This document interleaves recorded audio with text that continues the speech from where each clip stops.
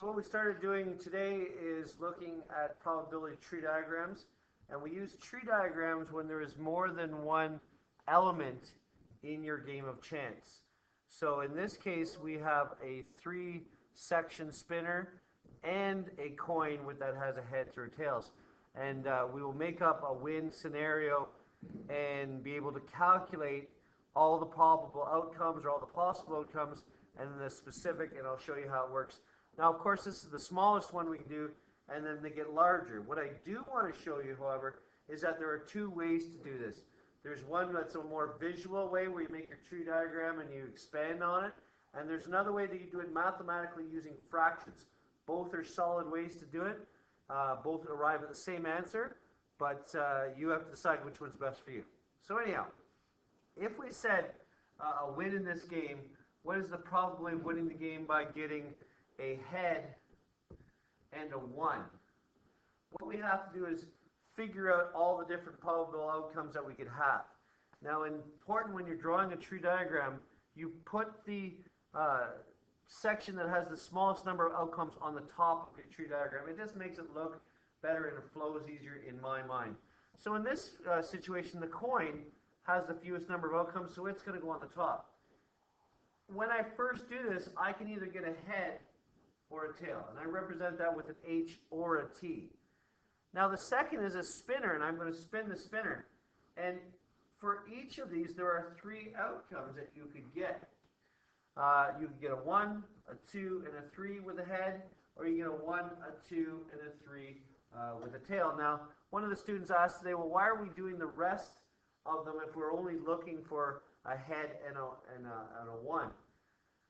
We look for the whole tree diagram and complete it just so in case the question changes or if we want to do multiple things with the question, we can use the same diagram. So don't leave a diagram unfinished. Fill it all the way through. Anyhow, we know that the formula for probability is the specific or number of specific outcomes over the number of total outcomes. In this case, a win, which is a head and a 1, only appears one time, and that counts as one outcome. So that is our specific. That's what we are specifically looking for. But if we were checking out all of the different possibilities, there could be a head and a 1, a head and a 2, a head and a 3, and similar with the tails, there's actually 6 total outcomes that you can have. I like doing my probability as a percentage. We could have just left this because it's in lowest terms as a ratio, 1 to 6 probability. But when I divide it, 1 divided by 6, I think is 16, it's decimals 166. But when we multiply it by 100, I'm pretty sure it's going to be decimal or 16.6%. So that's how you would do it with this tree diagram. The second part that I want people to start being aware of, especially my aides, is that we can do the same thing. We can do the same thing with fractions, and we will look at it just a little bit differently, but it's the same idea. So remember, the probability of the win was if it came up with a head or a 1. Again, here's where you're starting. So if this is the game, and we take our first part where we flip the coin, we have 2 probable outcomes. We have it that it will get a head, or we have it that it'll get a tail. And in this case, this is your win scenario, but the win will happen 1 out of 2 times. And the tail will also happen 1 out of 2 times. Now that's just flipping the coin. The next part is going to be spinning the spinner. So I always like to use a different color when I'm doing it. It just helps me organize my thoughts better. So when we spin this spinner, and you might say, well, there's 3 sections of the spinner, how come we only drew 2 possible outcomes from it? Because we're only going to take the ones that win versus the ones that lose. So in this one on the right, it could be a 1, and the chance of it being a 1 is 1 out of 3. It could also be a 2 or a 3. That would be your losing situation.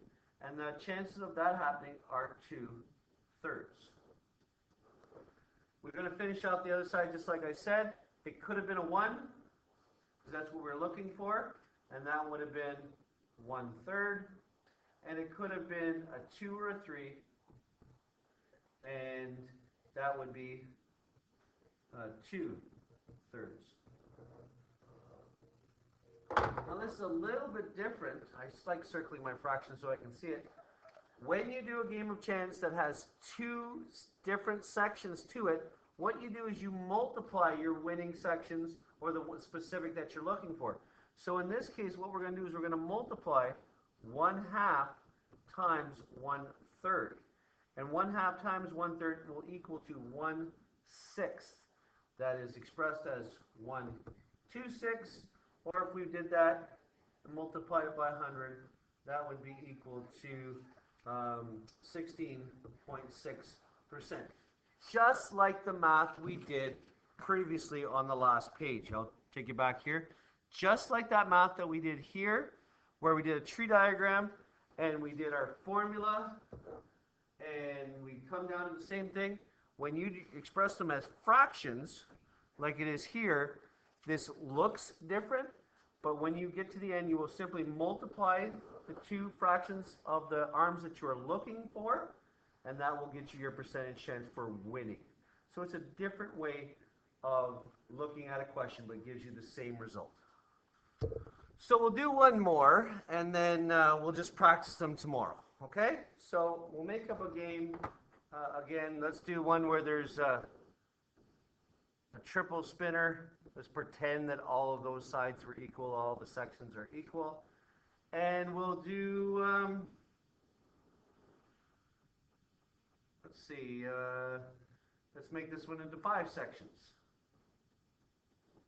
And again, we'll make all 5 sections equal. 1, 2, 3, 4, 5. All right, let's say for the win, you have to get 2 odd numbers. So on both spinners, you would have to get an odd number on both.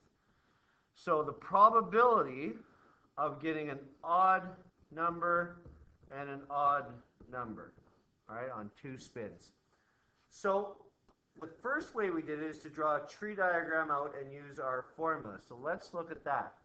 Remember, when we do it, we take the whatever outcome has, or sorry, whatever piece has the smallest number of outcomes goes on the top of our tree diagram, so that would be this spinner. So when we spin the first spinner, we could either get a 1, a 2, or a 3. When we spin the next spinner, we could get a 1, a 2, a 3, a 4, and a 5. And that's the same for all 3. So I will just continue my diagram right here. Doesn't really take that long to do once you get started at it and you know what's on top. Now, when we're doing it this way, we do our formula. So the probability is equal, and I already have it above. So the probability is the number of specific outcomes that you are looking for. And we divide it by the number of total outcomes. So we would write our formula. The formula is important, even though you've already stated it once or twice, you have to keep writing it. Anyhow, specifically, we're looking for 2 odd numbers. So that would be 2 odd numbers, so would that, so would that. In this situation, we can't use 2 in any way, because 2 is an even number, it won't work for any of them. And then when we get to the 3, there's 1 there, 1 there, and 1 there. There are 3 situations in both of those that works. So specifically, there are 6 winners, or 6 times that comes up. And our total number of outcomes is 15. Anyhow, the 15. There are 15 total outcomes. And when you divide those 2, you can reduce that fraction. 3 goes into the top number twice, and 3 goes into the bottom number 5 times. 2/5, now I don't need a calculator to do it, because 2/5 is going to be 40%. You could write it out as 2 to 5, probability is 2 to 5, or 2 divided by 5 times 100 is 40%. So that is your answer. Actually, both of these are good answers. But we're also going to do it the second way we talk about by doing them as fraction trees. So, I need a new page. So, remember we have a 3-sided spinner, or a 3-section spinner, and a 5-section spinner. Okay, and the probability of winning is when you get 2 odd numbers. So remember, the probability of odd and odd, any odd number. So, when we play the game, we just have somebody to talk. We have a winning side and a losing side. Winning on this first spinner, there are 2 chances out of 3 that we would win. So I'm going to put a win right here. I label it as a 1 or a 3 because those are both of my winners. And there's actually a 2/3 chance of winning. 2 out of 3 times you will win. The loss is when I would get a 2, and there is a 1/3 chance of losing just the first part. Now remember, this is a 2-section game. This goes on from here, and this goes on from here. And now, once we get our first spinner, we have to work on our second spinner. Remember, the win is if you get an odd number. And in the second spinner, there is a 1, a 3, and a 5. That is the new win. And that is actually a 3 out of 5 chance. The loss would be if you got a 2 or a 4, and that would be a 2 out of 5 chance. Again, we're going to continue on and do the losing side just so we can finish off our tree diagram, finish off our math, because the question could be changed later and something else would apply. So, anyhow, in this case here, we would still have the win being the 1, 3, or 5. It would still be a 3/5 chance. And then here, it would be a 2/5 chance of getting the even numbers, which would be the 2 and the 4.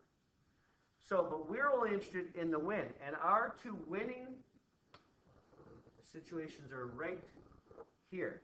And what we have is a 2/3 chance for the first and a 3/5 chance for the second, but they have to happen together, so we multiply them together, and that is 6/15. And again, just like before, if you want to bring that so I might not need a calculator, we can reduce that. 3 goes into both of those. 2/5. 2/5, we could write it as a 2 to 5 chance of winning this game. Or 2/5 is 40%. It's decimal 4 times 100, and that would give you 40%, just like the one we just did beforehand. 2 different ways of looking at it. Some might say, wow, this one here is really confusing me. There's too many numbers. It doesn't look like my old tree diagram. And some people say, wow, I really like that way. It's your preferred way of doing it. And as you get higher into math and into statistical analysis, you will be doing a lot more of this mathematical form right here. So both of you, they're both right. And we'll keep working on practicing them tomorrow.